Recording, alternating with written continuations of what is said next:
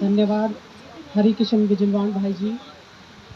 आप सभी यहाँ पर उपस्थित हमारे बेरोजगार नर्सेस संघ के साथियों, पत्रकार बंधु, मेरे साथ मेरी प्रांतीय कार्यकारिणी की अति सम्मानित हमारी प्रांतीय महामंत्री कांति राणा जी, प्रांतीय कोषाध्यक्ष विद्या चौबे जी और अन्य तमाम साथी जो हमारे साथ यहाँ आए हैं।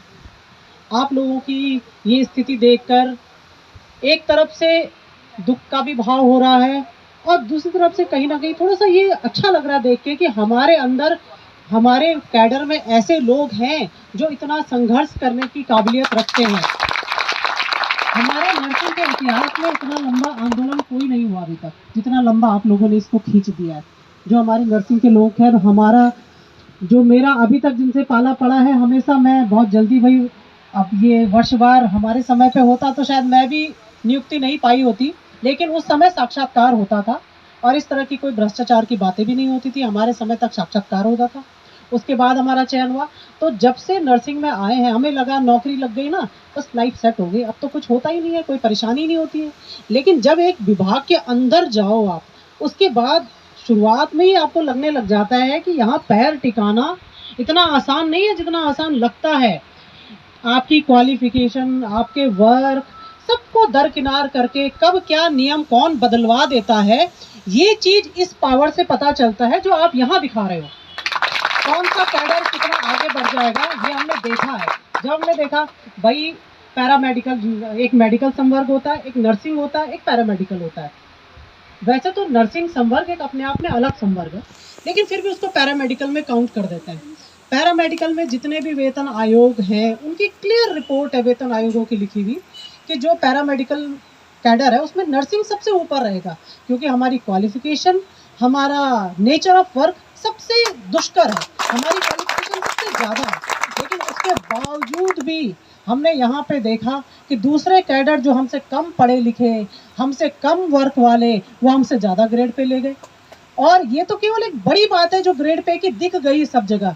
आप अंदर खाने देखते होंगे कि कितनी खींचतान चलती रहती है, पावर का, हर चीज़ का। तो मैं जूनियर स्टाफ ही थी तब तक, 2005 में मेरी नियुक्ति हुई। 2014 से मेरे यूनियन में जब देखा तो एक्टिवली पार्टिसिपेट, ऐसा लगा कि पीछे पीछे रह के नहीं होगा, हमें अपने हिस्से का संघर्ष तो करना ही होगा। और हर कोई जब संघर्ष करेगा तभी कुछ निकल के आएगा। अभी देखो ऐसा हो गया है, फिर उस सैलरी को लेके, कहीं पे चार्ज को लेके, कहीं पे किस तरह की पावर्स को लेके, हर जगह कुछ भी नहीं तो एक नोटिस बोर्ड है, उसमें सबसे ऊपर डॉक्टर का नाम लिख देंगे, वो फार्मासिस्ट लिख देंगे, फिर स्टाफ नर्स लिख देंगे।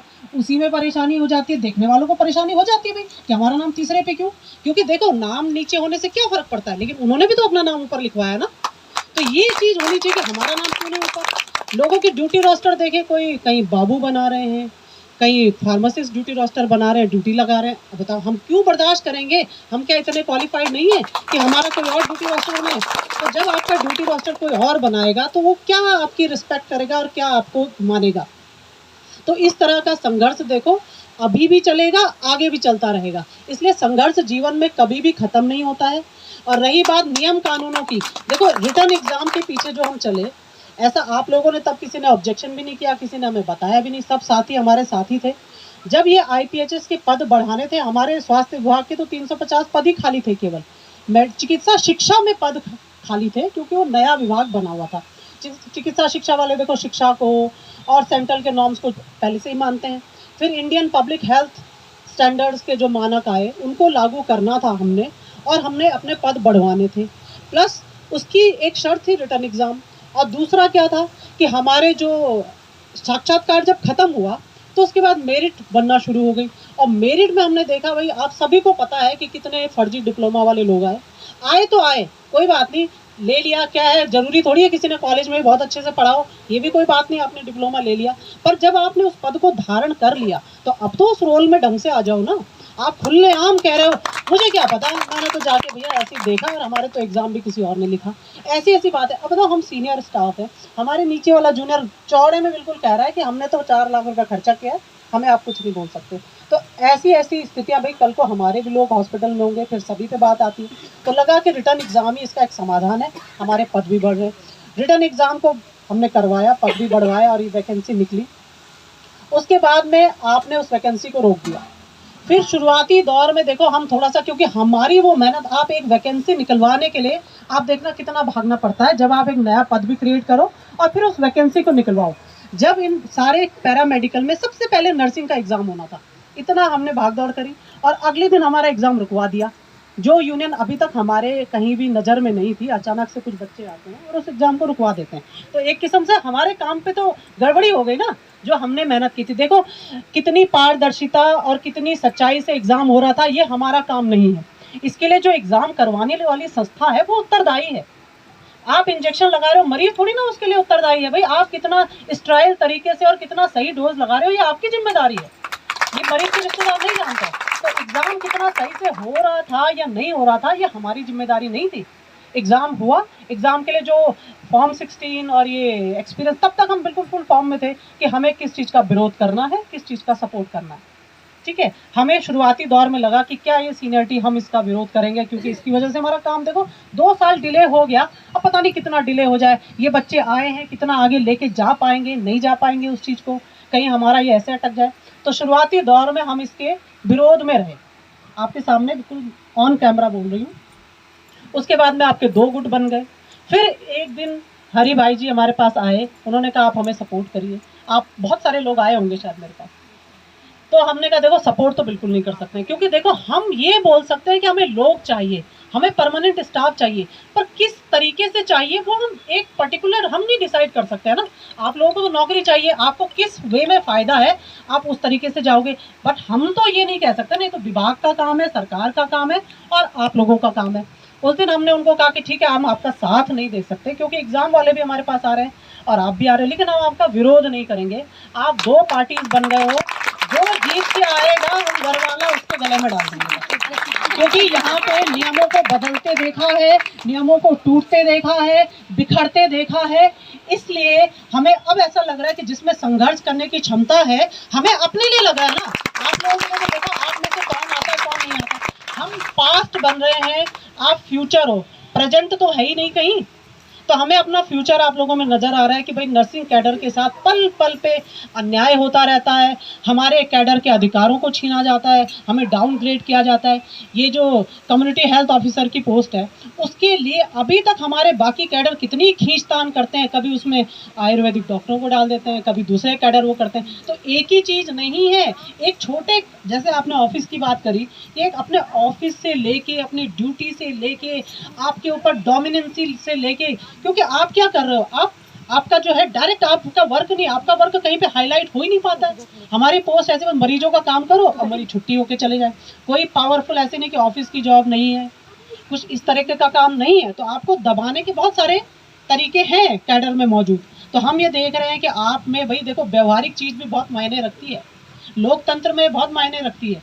जो लोकतंत्र में एक, जैसे कहते हैं ना कि सारी परिस्थितियां एक अंधेरे कुएं में है, जो वहां से जो निकाल सके, जो जीता वही सिकंदर है। तो आप लोग, आपके साथ में सबसे बड़ी बात देखो ऐसा होता है, ये चीज़ अपने लिए तो हर कोई बहुत कुछ कर लेता है। हमारा कैडर ऐसा है, उसमें 3 शिफ्ट की ड्यूटीज़ भी होंगी। किसी वार्ड में अच्छी ड्यूटी होगी, कहीं ख़राब ड्यूटी होगी, कहीं अच्छे ऑफ मिल रहे होंगे, कहीं ख़राब मिल रहे होंगे। तो बड़ा कॉम्प्लिकेटेड सा हमारा विभाग है। तो इसमें बंटने की भी उतने ही चांसेस होते हैं जितने हमारे में मिलने के चांसेस बहुत कम होते हैं। बंटने के चांसेस, बिखरने के चांसेस बहुत ज़्यादा होते हैं। उसके बाद अपनी पोस्टिंग है, अपनी अच्छी ड्यूटी है, ये सारी चीज़ें बिखराव की बहुत सारी होती है, लेकिन जुड़ाव की चीज़ बहुत कम होती है।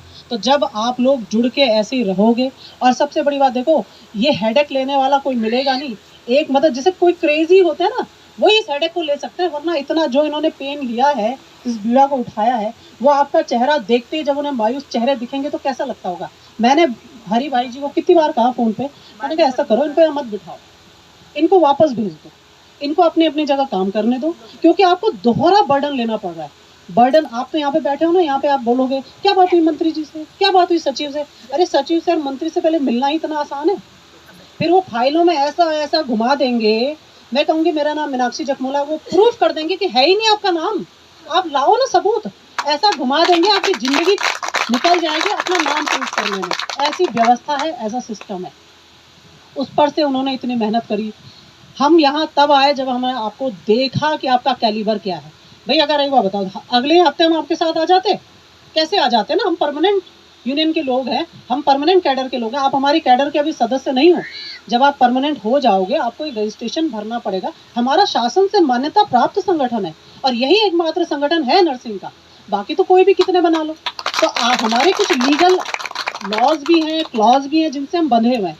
बट अभी हमने देखा भाई 40-41 दिन से हमारे बच्चे लगातार संघर्ष कर रहे हैं। आप लोग यहाँ पे हो तो एक मानवता के नाते भी आपको चाहे आशीर्वाद कहना हो, चाहे ढाढ़स बनाना हो कि ठीक है भाई, जब आप में इतना कैलिबर है तो करके दिखाओ और हो, ये चीज़ हो। ठीक है, 12-15 साल आपने नौकरी कर ली, क्या संविदा पे ऐसे ही रख दिया जाता है? क्या संविदा पे नौकरी लगने वाले का कोई क्वालिफिकेशन नहीं होता? तो अब किस बात का ठीक है भाई, इतने साल हो गए नौकरी करने पे। जैसे हमारी महामंत्री जी ने बताया, आपके बहुत एग्जाम हो चुके हैं, आप हर परीक्षा दे चुके हो, अब ये आखिरी परीक्षा पार कर लो और हम इंतजार कर रहे हैं कि कब आप हमारे कैडर में आओ। और हमारे कैडर में आने के बाद मैंने तो इनको बड़ी लंबी वो बता रखी है कि कितनी चीज़ें हैं जो हमें ठीक करानी है। बहुत हद तक हमने करी है। जब अपनी आवाज़ को हम लकड़ी लेके रखेंगे ना कहीं, एक छोटी आवाज़ भी असर करती है, बस आवाज़ दबनी नहीं चाहिए। ठीक है, इन्हीं शब्दों के साथ आपको बहुत बहुत धन्यवाद। और अपने नेता पे, उन पे विश्वास बनाए रखें। बहुत ज़्यादा उनको आपके विश्वास की और साथ की ज़रूरत है। वो अपने लिए नहीं लड़ रहे हैं। एक अपनी नौकरी तो अलग बात होती है और 2700 लोगों की नौकरी के लिए लड़ना ये बहुत बड़ी बात होती है। और लोकतंत्र है, लोकतंत्र में पावर तो चाहिए, लोगों का पावर तो चाहिए। तो वो पावर अगर आप में है तो हमें ऐसे लोग अपने साथ जरूर चाहिए।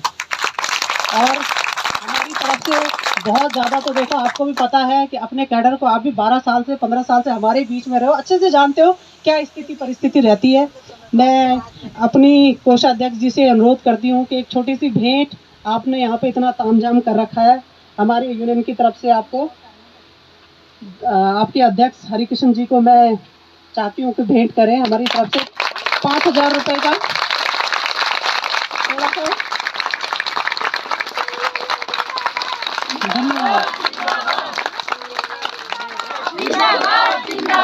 इस गुलदस्ते के असली हकदार भी यही लोग हैं।